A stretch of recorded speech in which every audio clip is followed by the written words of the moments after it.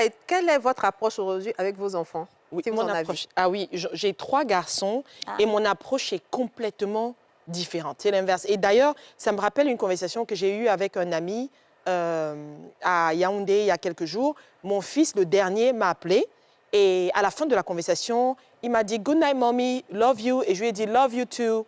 Non, en fait, c'est moi qui ai dit « Good night, baby, love you ». Et il a dit « Love you too, mommy, good night ». Et mon ami a dit « Ah, mais ma chérie, tu es devenue américaine plus que les Américains. » Je dis « Mais pourquoi ?» Il dit « Mais toi, une Camerounaise, depuis quand tu dis « love you » à l'enfant, à la fin de la conversation. » Et là, justement, ça m'a rappelé l'objectif qui était justement d'être différent de ce que j'ai vécu avec mes parents.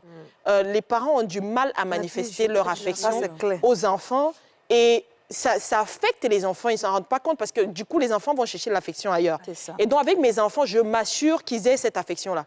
Je suis serial entrepreneur, j'ai de multiples entreprises, consultante en immobilier, traductrice, tout ça. Mais quand mon enfant m'appelle, quel que soit ce que je suis en train de faire, ça s'arrête d'abord, je l'écoute. En général, les gens me disent « Ah, mais il peut attendre ». Je dis « Non, mes enfants, ça n'attend pas. Même s'il faut que je prenne le téléphone et que je lui dise « Écoute, chérie, je suis en train de travailler, je suis en réunion, je suis en Zoom meeting, je te rappelle ou alors on en reparle. Mais je te prête attention d'abord, à l'instant. C'est très parce que l'enfant peut être en danger. Bien sûr. Le temps de te parler, là, de te dire « Ah, mamie, voici ce qui se passe », tu n'as pas réagi, il n'en parle plus.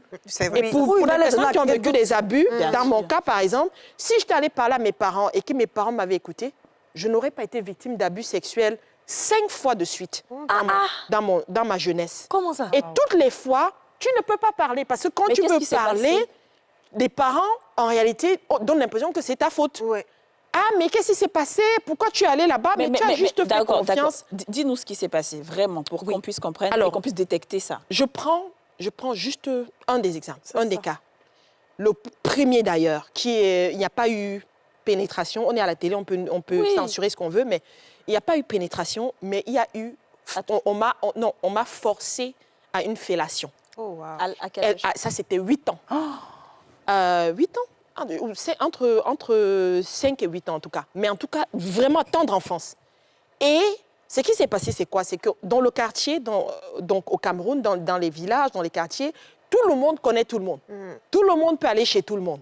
Et donc, tu entres chez qui tu veux, quand tu veux, tu manges ce que tu veux, chez qui tu veux. Donc, chez un des voisins, il y a le fils aîné qui m'appelle à la fenêtre pendant que je suis en train de jouer avec les autres. Est-ce que tu peux venir là, Merlise? Parce que mon autre prénom, c'est Merlise. Est-ce que tu peux venir me chercher de l'eau à la cuisine, là? Il m'appelle, étant dans la chambre. Il me demande d'aller chercher de l'eau à la cuisine, vous pouvez lui donner. Ça, là, ce n'est pas un problème. Parce que toi, en tant qu'enfant du quartier, tu es supposé être serviable. Si un tonton te dit, va prendre ça, va m'apporter, dans ta tête, tu n'es pas en train de te dire que le tonton te veut du mal. Donc, moi, je dis à mes copines, mes camarades avec qui je jouais au pouce-pion et autres, là, je leur dis, donnez-moi 1 minute, je vais prendre de l'eau pour le tonton. Mais le temps d'aller prendre de l'eau à la cuisine avec les petits gobelets en acier et tout, pour aller lui donner dans la chambre. Quand je suis entrée dans la chambre, il a refermé la porte derrière moi.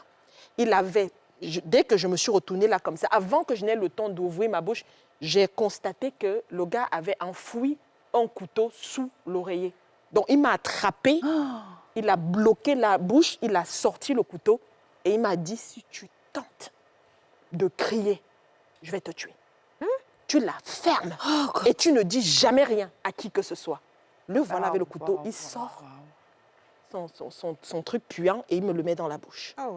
Il me le force dans la bouche. Donc, vous imaginez qu'une enfant de cet âge, on est dans des familles où tout est tabou, ou même quand on t'a fait du mal, si tu parles, toi, on va d'abord te bastonner. Pourquoi? C'est toujours toi qui as tort. Comment tu commences à parler dans ces circonstances? Et donc, voilà ce que le rejet peut causer. C'est que dans ce rejet, il n'y a pas suffisamment de connexion pour que l'enfant soit capable de se confier. C'est ça. Et donc, quand Kadi me demande comment tu gères ça différemment avec tes enfants aujourd'hui, je dis, même si je suis en train de signer et mon entreprise travaille pour le gouvernement américain, pour des institutions internationales, la Banque mondiale, je dis, même si je suis sur le point de signer un contrat avec la Banque mondiale ou la Maison Blanche, si mon enfant m'appelle, ça va attendre. Je préfère perdre ce contrat-là. Mais je vais l'écouter parce que ce qu'il veut me dire là, c'est ça qui va peut-être sauver ça. Franchement...